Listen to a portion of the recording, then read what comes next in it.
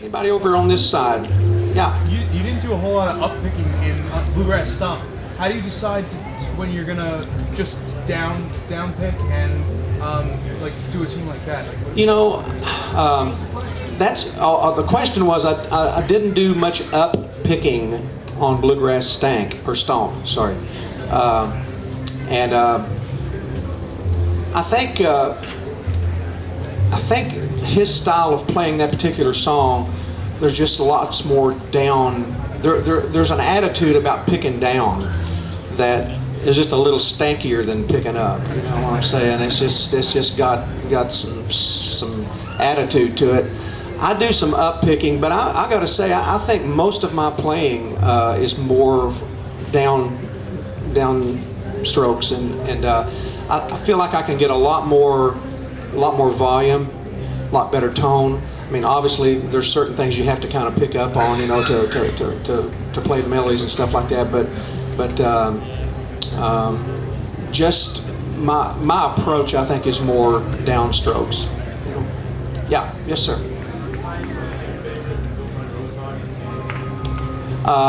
Probably. I don't think I have a favorite Bill Monroe song, but I mean, I love them all.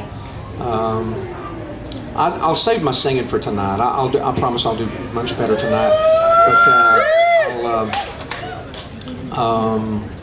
Bluegrass Stomp is one of my very favorite things that he ever did, though. Yes, sir. Get in the back. When you were in the band with J.D. Crowe and Jerry and Tony, did you have any idea what was going on there? There's things about what we do that I think that I like better, and there's things, you know, that we did there that I think was really great. I miss hearing Tony singing, you know, his lead singing. I miss singing tenor, but I just don't. I don't have the chops for the high stuff anymore. And people call me and say, "Hey man, would you come sing on my record? Do you want me to sing bass or baritone, or would you like me to take the lead on that song there for you?" But I don't get a chance to do that kind of stuff anymore. There's someone way back there in the back. You sir. You still play Lost and Never Find a Way in your set? You know what? Honestly, yes, we do. But I was actually thinking about opening the show with that tonight. Oh yeah. That's a cool song, and we haven't done it in a while. We normally open with "How Mountain Girls Can Love." That's just kind of our standard opener, you know. Just sets the pace, kind of gets the old muscles, loosened up a little bit, and Jim Mills gets him out of the gate, you know. So. But we'll think about "Lost and I'll Never Find the Way." That's a good opener. Okay. Boston Boy? Boston Boy. That's a hard one to play without rhythm. Okay.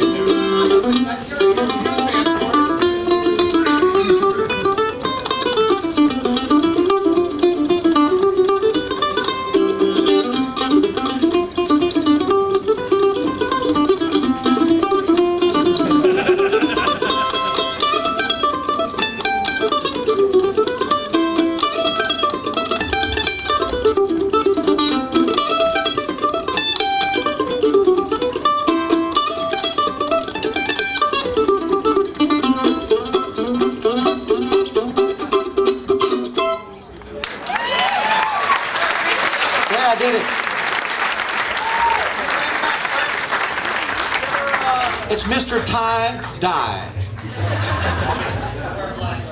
Okay. Cool shirt, 1963. They want their shirt back. Okay, I'm sorry. Hey man, I'm digging it.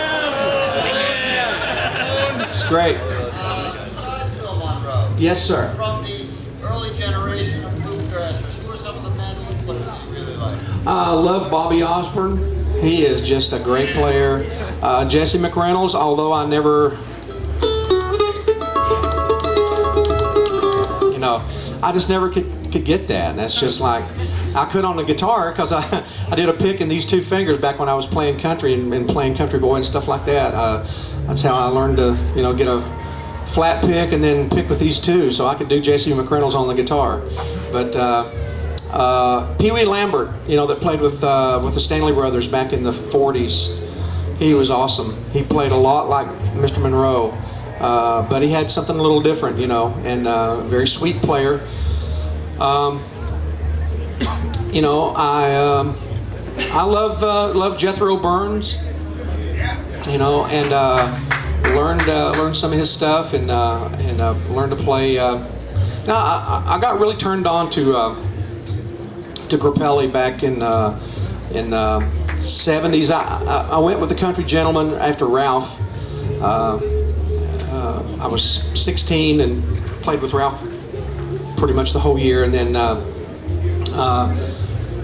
went to work with the Country Gentlemen. I think I was about 18, 19, something like that.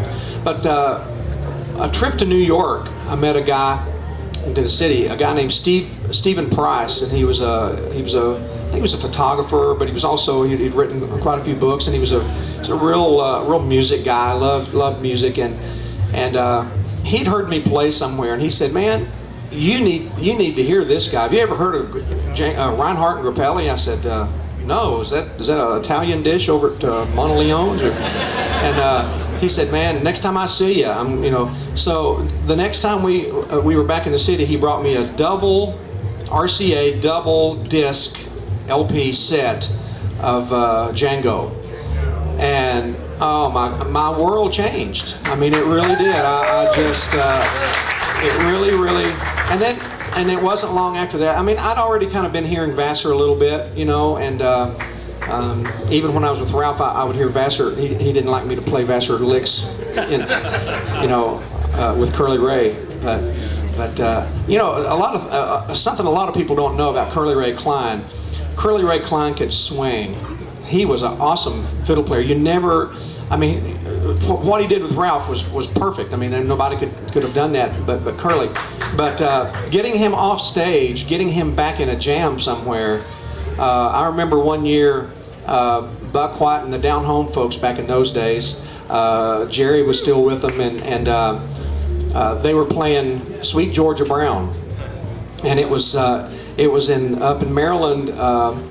I'm trying to think of the name of the festival up there, but it was Indian Head. Indian Springs, yeah, Indian Springs, Maryland. And anyway, it had a stage, and then there was just a doorway in the stage, and it had this little curtain, and when the wind blew, you could see everybody in the back of the stage. I wonder who's coming on next. Oh, the wind blows. Oh, it's Ralph. Yeah, but anyway. Buck and everybody, they were up there just jamming. I think they may have had I don't know if there was a piano on stage, but if there was, Buck was killing it. You know, it was awesome. But anyway, they could hear Curly Ray back there in the back. You know, they could hear him just kind of like jamming and playing, you know. And so Buck pulled up his curtain and said, "Get on out here, Curly Ray." And he just like leaped out there, 2 feet, hit the ground, and got in front of the mic and started just swinging, just eating Grappelli and Joe Venuti stuff up, you know. And nobody knew that about Curly Ray, but he was an incredible player. So those swing players made a tremendous impact on a lot of the early bluegrass guys. And I know Chubby, you know, loved swing fiddling and loved just good old country style fiddling. And so music is music, and there's so much that we can always, if we'll keep an open mind, that we can glean so much good stuff from all kinds of music, and I really try to stay open. My kids turn me on to all kinds of new music, and you know, they just, you know, they said, "Dad, you need to hear this. This is really cool stuff," you know, and so, you know, I listen, and they're right. It is cool stuff, you know, and you know, you don't throw the baby out with the bathwater. You chew the meat up and spit out the bone, you know. Certain things you don't like, then spit it out, but there's some good stuff.